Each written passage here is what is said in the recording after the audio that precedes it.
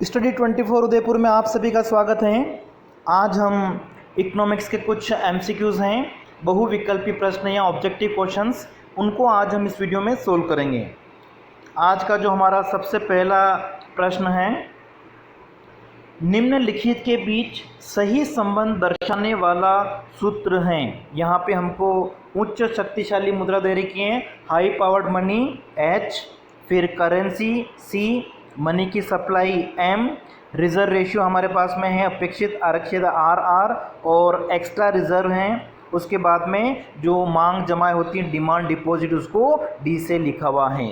तो अब इनमें से सही संबंध जो है वो दिखाने वाला फॉर्मूला इनमें से कौन सा है। तो चार फॉर्मूले जो हमको दे रखे हैं, इनको अगर हम देखें तो यहाँ पे देखिए हाई पावर्ड मनी की अगर हम बात करें, उच्च शक्तिशाली मुद्रा एक तरह से क्या होती हैं, C plus RR plus ER होती हैं।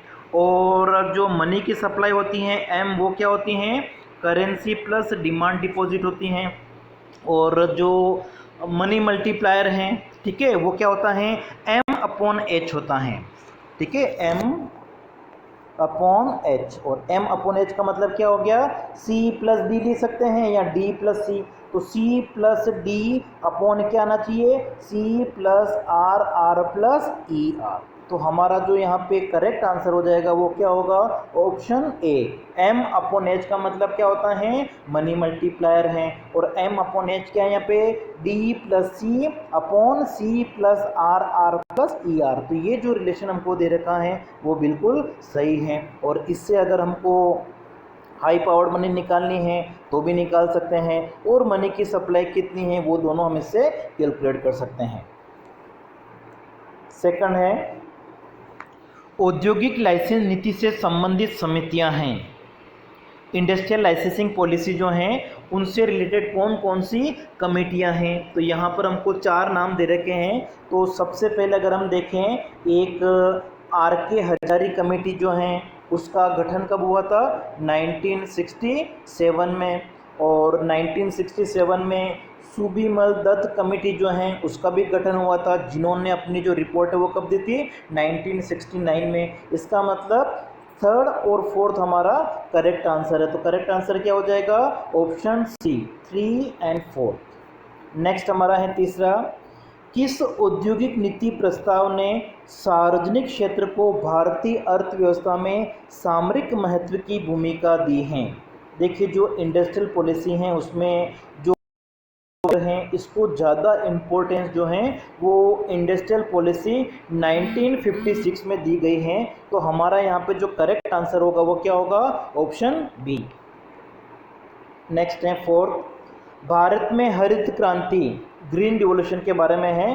कार्यक्रम प्रारंभ करने के बाद धान तथा गेहूं के उत्पादन में वृद्धि के लिए निम्नलिखित में से क्या महत्वपूर्ण रहा है। व्हीट एंड राइस का जो प्रोडक्शन है वो ग्रीन रिवॉल्यूशन के बाद में तेज़ी से बढ़ा है। तो उसके लिए कौन सा कारण इनमें से प्रमुख रहा है।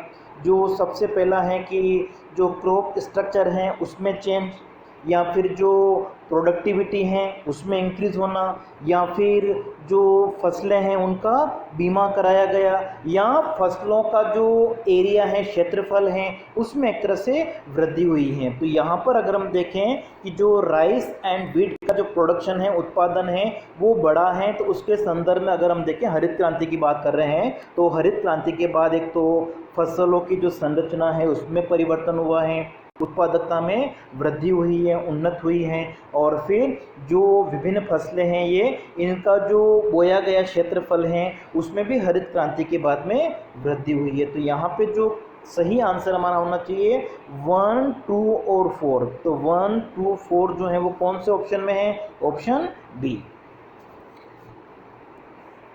नेक्स्ट है, हरित खेती अंतर्ग्रस्त करती हैं। यहाँ पे भी ग्रीन रिवॉल्यूशन के बारे में है, जो हरित क्रांति है उसका संबंध इनमें से किससे हैं। तो चार ऑप्शन अगर हम पढ़ें तो उसके बाद में अगर हम देखें तो हमारा जो करेक्ट आंसर है वो होना चाहिए ऑप्शन हरित क्रांति के बारे में। ठीक है, तो करेक्ट आंसर क्या हो जाएगा, ऑप्शन C, एकीकृत कीट प्रबंधन, एकीकृत पोषक पदार्थ आपूर्ति और एकीकृत प्राकृतिक संसाधन प्रबंधन, इससे संबंधित हमारी हरित क्रांति जो है।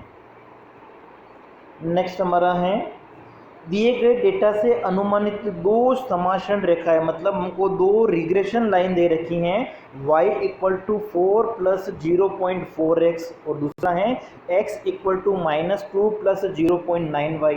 दिए होने पर x और y के बीच में कोफिशिएंट ऑफ कोरिलेशन सहसंबंध गुणांक क्या होगा वो हमको निकालना है।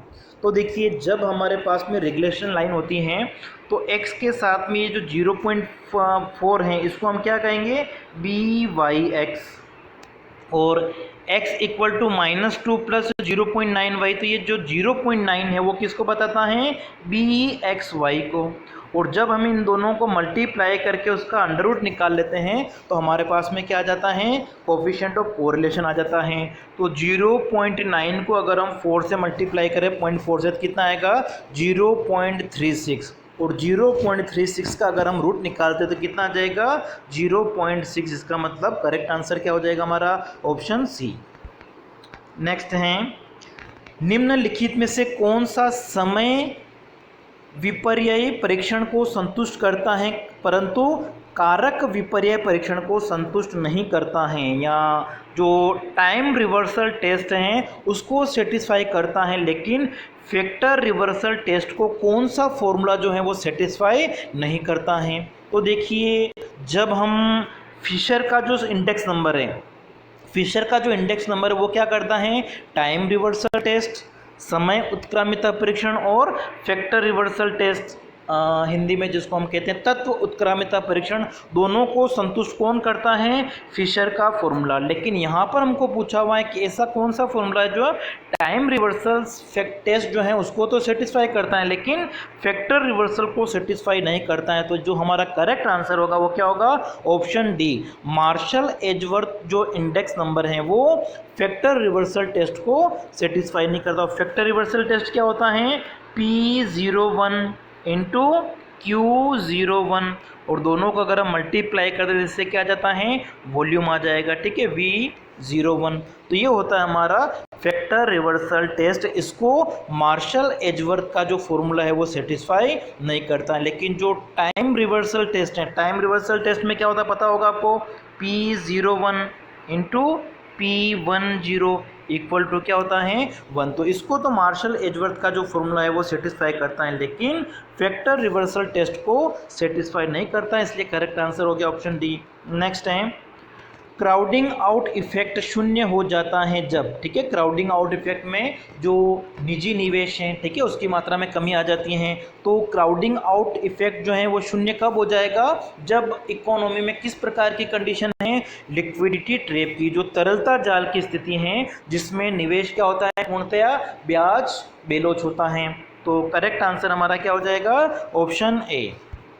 नेक्स्ट है भावी पीढ़ी की आवश्यकताओं को संकट में डाले बगैर वर्तमान पीढ़ी की आवश्यकताओं को पूरा करना क्या कहलाता है। तो इसको हम कहते हैं धारणीय विकास। जो सस्टेनेबल डेवलपमेंट है उसके बारे में जो ब्रंटलैंड रिपोर्ट है आई थी 1982 में, उन्होंने जो धारणीय विकास है सस्टेनेबल डेवलपमेंट है उसको किस तरीके से परिभाषित किया है कि जो आने वाली पीढ़ी है, फ्यूचर जनरेशन हमारी है, उनकी जो भी नीड्स हैं उनको हम संकट में नहीं डालें, और जो अभी लोग रह रहे हैं, ठीक है, वर्तमान पीढ़ी है, उनकी जो भी रिक्वायरमेंट है उसको पूरा करना क्या कहलाता है धारणीय विकास कहलाता है, जिसको हम सतत विकास भी कह सकते हैं, ठीक है।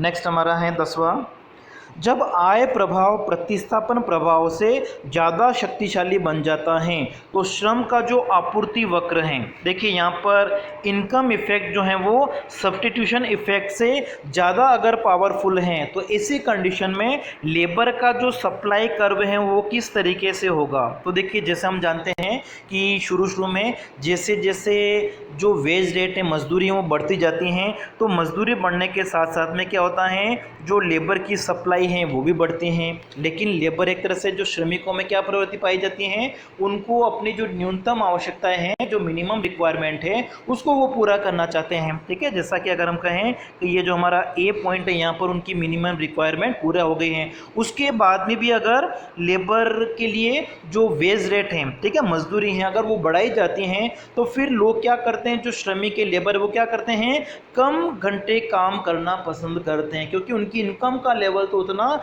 मिल चुका है, जिससे क्या होता है, जो लेबर का सप्लाई कर्व है वो क्या होता है, पीछे की ओर एक तरह से बैकवर्ड मुड़ने लग जाएगा। तो हमारा जो करेक्ट आंसर है वो क्या हो जाएगा, ऑप्शन सी। जब इनकम इफेक्ट आय प्रभाव सब्स्टिट्यूशन इफेक्ट प्रतिस्थापन प्रभाव से ज़्यादा शक्तिशाली होगा तो हमारा लेबर का जो सप्लाई वक्र है वो क्या होगा, बैकवर्ड पीछे की ओर मुड़ने लग जाएगा। नेक्स्ट हमारा है 11। दो उपभोक्ता ए और बी दो वस्तुओं एक्स और वाई की अर्थव्यवस्था में उत्पादन और विनिमय का सामान्य संतुलन।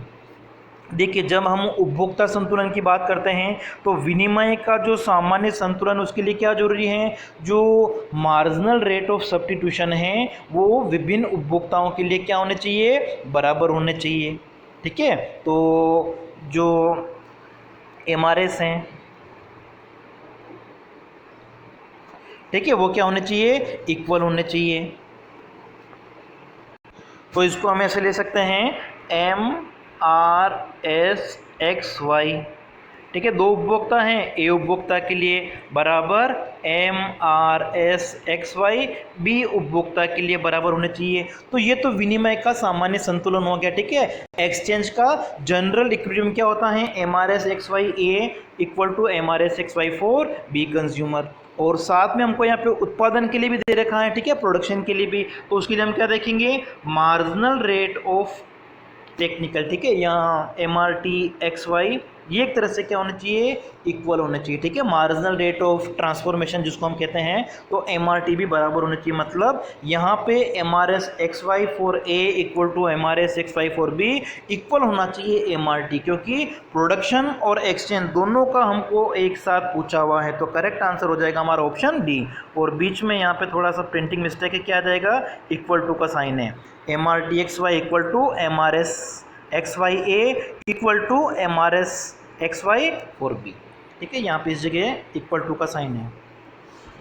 नेक्स्ट है, एकाधिकारी के लिए आपूर्ति वक्र की अवधारणा कोई अर्थ नहीं रखती है। ठीक है, जो मोनोपोलिस्ट होता है उसके लिए सप्लाई सप्लाई कर्व जो है उसका कॉन्सेप्ट जो है वो ज़्यादा मायने नहीं रखता है। ये बिल्कुल सही है, क्योंकि जो मोनोपोलिस्ट है उसका क्या होता है, उसका जो भी प्रोडक्शन है उसकी सप्लाई के ऊपर उसका फुल कंट्रोल होता है। और फिर कारण हमको क्या दे रखा है, आर, एकाधिकारी गण मूल्य निर्धारक होते हैं, प्राइस डिटरमेंट होते हैं, बिल्कुल सही हैं। और विभिन्न कीमतों पर वे क्या उत्पादन करेंगे पूछने में कोई मायने। तो यहाँ पे जो हमारा करेक्ट आंसर होगा वो क्या होगा, ऑप्शन ए। ये जो दोनों हमको स्टेटमेंट दे रखे हैं, ठीक है, ए अभिकथन और इसका जो कारण है वो दोनों सही हैं। और साथ में इसको सही एक्सप्लेन करता है कि जो मोनोपोली होता है उसका सप्लाई कर्व किस तरीके होगा, क्योंकि वो एक तरह से क्या होता है, प्राइस मेकर हम कह सकते हैं उसको। ठीक है, तो कितना उत्पादन करेंगे अलग अलग कीमतों पर, ठीक है, इनका निर्धारण वो स्वयं करते हैं। नेक्स्ट है 13, सूची फर्स्ट को सूची 2 के साथ में हमको सुमेलित करना है। हमको सूची ए में कुछ दे रखे हैं और सूची 2 में कुछ अर्थशास्त्रियों के नाम दे रखे हैं। तो ये सूची 1 वाले जो कंसेप्ट हैं वो सूची 2 में किसके साथ में मेल हो रही है हमको देखना है। तो सबसे पहले अति आबादी वाली अर्थव्यवस्थाओं में MPL शून्य होता है, मतलब जहाँ पे जनसंख्या ज़्यादा होती है वहाँ पे श्रम की जो सीमांत उत्पादकता है वो बहुत कम होती है या शून्य होती है। तो ये जो कंसेप्ट है वो किसने दिया था, आर्थर लुइस ने। तो सबसे पहले क्या आना चाहिए, 3। आर्थर लुइस का जो श्रम की असीमित पूर्ति का सिद्धांत है, अनलिमिटेड सप्लाई ऑफ लेबर। जो कम विकसित अर्थव्यवस्था होती है, अंडर डेवलप कंट्रीज होती हैं, वहाँ पे सप्लाई क्या होती है, लेबर की बहुत ज़्यादा होती है और उनकी मार्जिनल प्रोडक्टिविटी क्या होती हैं, 0 होती हैं। ऐसा किसने बताया था, प्रोफेसर लुइस ने। तो सबसे पहले आएगा 3 आना चाहिए। उसके बाद में 2 अंतराल का जो मॉडल है वो किसने दिया था, होलिस चेंड्री के द्वारा दिया गया था। तो इसके बाद में आना चाहिए 4। उसके बाद में क्रांतिक समृद्धि दर की जो अवधारणा है वो किसके साथ में संबंधित है? जे.ई. मिड के द्वारा, तो ये आएगा 2। और जो प्रतिवाही प्रभाव हैं, बैकवर्ड इफेक्ट है, वो गुन्नार मिडाल के साथ में संबंधित है। तो क्या आना चाहिए हमारे पास में? 3, 4, 2, 1। तो जो करेक्ट आंसर हो जाएगा हमारा वो होगा ऑप्शन बी। नेक्स्ट 14th, एकाधिकार में अर्जित लाभों पर लगाया गया कर। मोनोपोली में जो प्रोड्यूसर हैं उनको जो भी प्रॉफिट होता है उस प्रॉफिट के ऊपर जो टैक्स लगता है उसके बारे में हमको पूछा हुआ है। तो यहाँ पे चारों ऑप्शन में से अगर हम देखें तो जो करेक्ट आंसर हुआ ऑप्शन डी, क्योंकि देखिए उनके प्रॉफिट के ऊपर जो टैक्स हैं, तो प्रॉफिट के ऊपर जो टैक्स लगेगा उससे क्या होगा, वो जो प्रोडक्ट बना रहे हैं, वस्तु जो बना रहे हैं, उसको जो सेल कर रहे हैं उसकी कीमत पर कोई प्रभाव नहीं पड़ेगा। बिक्री मूल्य जो सेलिंग प्राइस है उस पर कोई प्रभाव नहीं पड़ रहा है। वस्तु बेचने के बाद में उनको जो प्रॉफिट हो रहा है उस प्रॉफिट के ऊपर टैक्स लगा रहा है, तो उसको खिसकाया नहीं जा सकता।